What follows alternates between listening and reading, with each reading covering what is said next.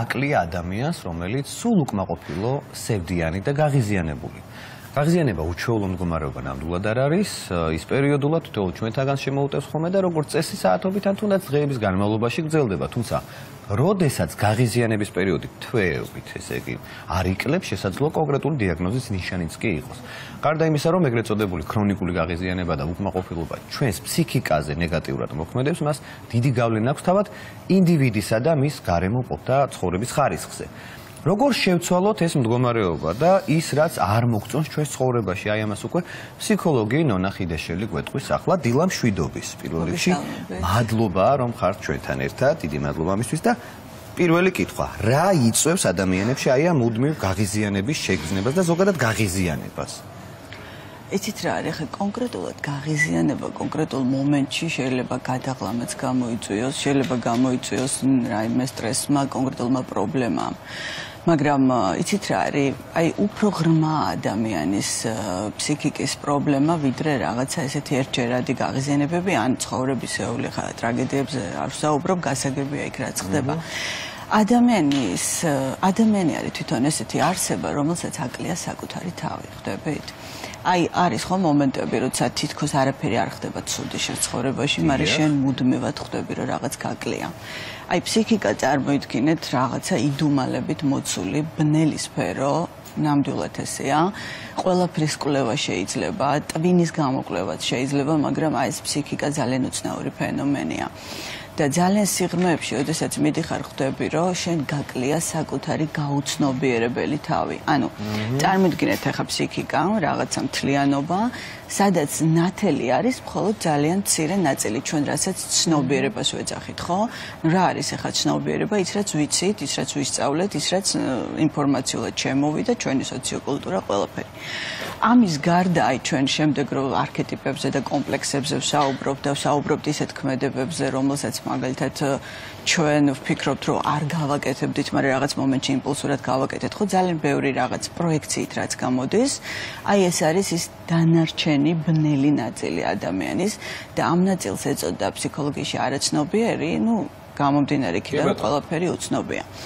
და ეს გლობალური პრობლემა, მე ვიტყოდი, ზოგად საგაცობრიო პრობლემა, ეს გაცილებით ღრმა პრობლემაა, ვიდრე რაიმე კლინიკური დიაგნოზი რო დაუსვათ, ხო, ეს კიდე ცოტა უფრო ზედაპირზეა.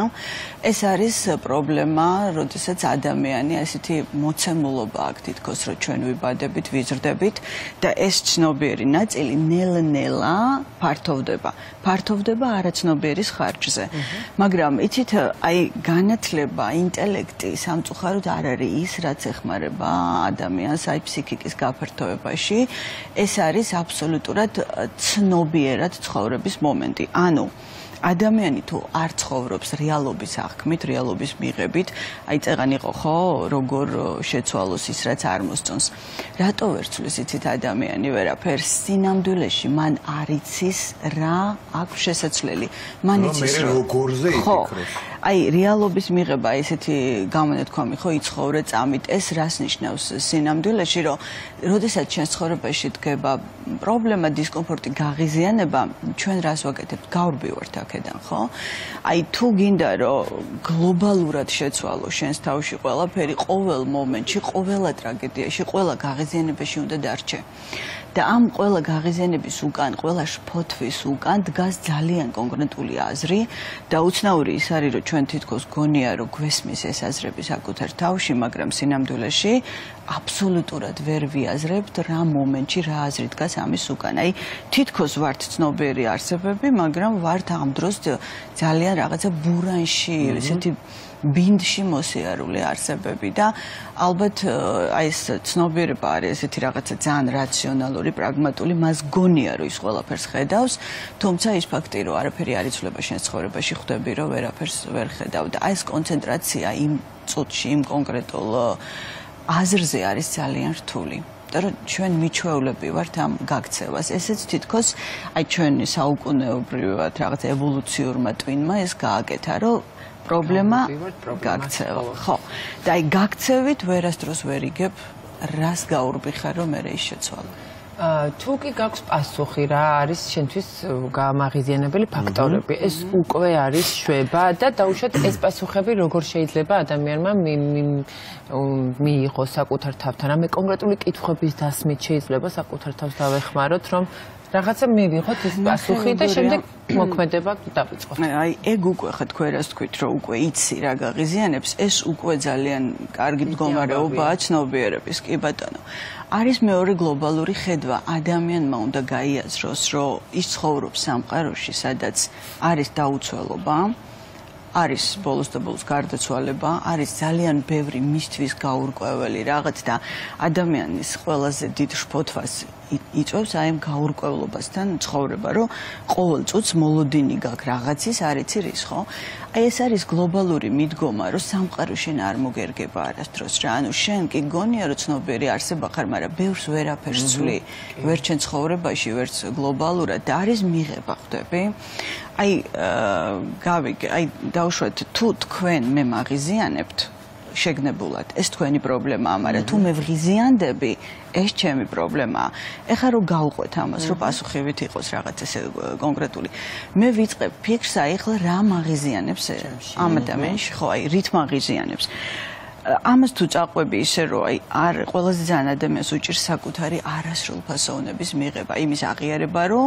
ნუ აი მე მაქვს კომპლექსი რომელზეც ეს ადამიანი მოქმედებს თავისი გარეგნობით თავისი მიღწევით თავისი ნუ რა ვიცი ენერგიულობით 1000 რამეა ხო რეალურად ჟესტი მილიონი ეს უდაოდ მიმანიშნებს იმაზე რომ ეს ნაწილი ჩემში არის არადიფერენცირებული ანუ არ არის გაცნობიერებული და თუ მე აქ არ დავრჩი და ამას არ დავაკვირდი ეს გაღიზიანება მუდმივად იტრიალებს და ბოლოს მე მივალ იმ დასკვნამდე რომ ეს ადამიანი ჩემი მტერია ვერ მიტანს ნუ რაღაც ეს მთელი შეთქმულების თეორიებამდე მიტის ადამიანი აქედან გამოსავალი რა არის ვაღიარებ რომ ჯერ იმას თუ რა მაღიზიანებს ამ ადამიანში და ამას ვაღიარებ ჩემს თავთან ხვდები მაღიზიანებს მისი ქცევა მაღიზიანებს მისი წარმატება მაღიზიანებს მისი ნუ რა ვიცი 1000 რამე ხო გარეგნობა ის ჩვენ ხო სულ ამ შედარებებში ვცხოვრობთ ვაღიარებ და ვრჩები ამასთან და ვამბობ რომ ხო ნუ აი მეს პრობლემა მაქვს ხო ეხლა რა შვებ არაფერს ვიღებ ჩემ თავს ესე ხვდები და ვწყвет ამ უსაშველო შედარებებს უსაშველო კონკურენციას იმიტომ რომ ჩვენს ეპოქაში ეს კონკურენცია აი მთელი ნუ სოფლიო მედია სოციალური ქსელები აი თუ დააკვირდებით გადასულია იმაზე რაც მოდელებს ქმნის ხო ესეთი კარგი ესეთი წარმატებული ლამაზი და აი ამაში იმდენად არის ჩართული ადამიანი რომ ამოთიშულია რეალობას უბრალოდ უნდა მიხვდე რომ მთელი ეს ბოდვა რაც შექმნა კაცობრიობამ ამ შედარებებში შოუ ბიზნესი ყველაფერი აბსოლუტურად რაც არის ნუ ამას აქ ერთი გასართობი მხარე და მეორე ეს მუდმივად რაღაც იდეალს გიჩენს რომელსაც შენ მისდევ და იდეალის დევნა ნიშნავს საკუთარი თავის დაკარგვას აი ჩვენ ვსაუბრობთ სულ ინდივიდუალიზმზე მაგრამ სინამდვილეში ყველას გვინდა მასის ისეთი ნაწილი ვიყოთ რომ იმასაში ვიყოთ რაღაცა და შესაბამისად მუდმივად ვკარგავთ საკუთარ თავს და დაკარგული ადამიანი ვერასოდეს ვერ იქნება მშვიდად იმიტომ რომ აი ეს კოლექტიური ძალების თავდასხმა მოდის მუდმივად იმიტომ რომ ჩვენ ვართ ბუკეტი კომპლექსების ეს კომპლექსები როგორ ყალიბდება იცით აი 2 წლის 4 წლის 8 წლის არც გახსოვს შენ ეს პერიოდი საბავშვო ბაღის სკოლა რაღაცა მოხდა რაღაცა ვერ გაცნობიერდა გადავიდა დედის ფაქტორები სკოლის ფაქტორები შედარებები შენ ეს პრობლემა ეს წავიდა საწყობში გადავიდა აი ქვეცნობიერს რასაც ვეძახით ქვეცნობიერი არის პერსონალურად ჩვენი შექმნილი არაცნობიერი ფსიქოლოგიაში არის ცნება კიდე კოლექტიური არაცნობიერის რომელიც რაღაცა ისეთი თვითმყოფადია და ძალიან გაურკვეველი რაღაცა მთელი ღმერთების და დემონების ფენომენი აქ არის და აქედან გამოვიდა და არის კიდე პერსონალური არაცნობიერი და აი იმდენად უსუსურები ვართ რომ ჩვენ ამ პერსონალურ არაცნობიერსაც ვერ ვაცნობიერებთ ანუ ის ფაქტი მივედი ხა ისე ვიგამდე რომ ეს ადამიანი რომ მე მაღიზიანებს მისი ქცევა ხდება ჩემს ამ რომელიღაც კომპლექს რომელიც არის ჩემში შენახული და დავარქვის სახელი აი რო არ ქმევს სახელს გაცნობიერება ავტომატურად განთავისუფლებს აი მარტივ რაღაცას გეტყვით რა აი გაიღვიძეთ დილით და ხართ ძალიან ცუდად. აი რაღაცა ეს დეპრესიული შემოტევა გაქვს, ოღონდ ვერ იგებ მიზეს. ხო არის, ხო, ნუ ხშირად იგებ. უმეტესად ალბათ ვერა. რჩები ამ გაღიზიანებასთან, ოღონდ დარჩი როგორიც, აი შეგრძნებით დარჩი ხვდები. აი შეიგრძენი, რომ შენ თავზე დაგემხო ყველაფერი, შენ ხარ ძალიან ცუდად, შენ არაფერი არ გიხარია. არ დაიწყო აქედან გაქცევა. ეს თანამედროვე ეს ხო აი თქვენ ყურადღების გადატანა არის. ყურადღების გადატანა ნიშნავს, რომ პრობლემა გაქცევა. საწყობიდან ამოსული ეს რაღაცა პრობლემა, რომელიც ამოდის, იმიტომ რომ სინამდვილეში მას გაცნობიერება უნდა. ფსიქიკა რა საინტერესო ფენომენია, იცით? არაცნობიერს უნდა თქვენი გამოჯანმრთელება და ეს მთელი ბნელი თავდასხმა ხდება, მაგიტომ ხდები, მაგრამ ცნობიერება ფიქრობს, რომ არის უნდა გაიქცეს, იმიტომ რომ მას აქვს ზედაპირული წარმოდგენა ზოგადად ფსიქიკაზე და მან მოისმინა, რომ იცი რა, თუ ცუდ ხასიათზე ხარ, მოდი კარგ ხასიათზე დადიქი, წარმოიდგინე ჩიტა.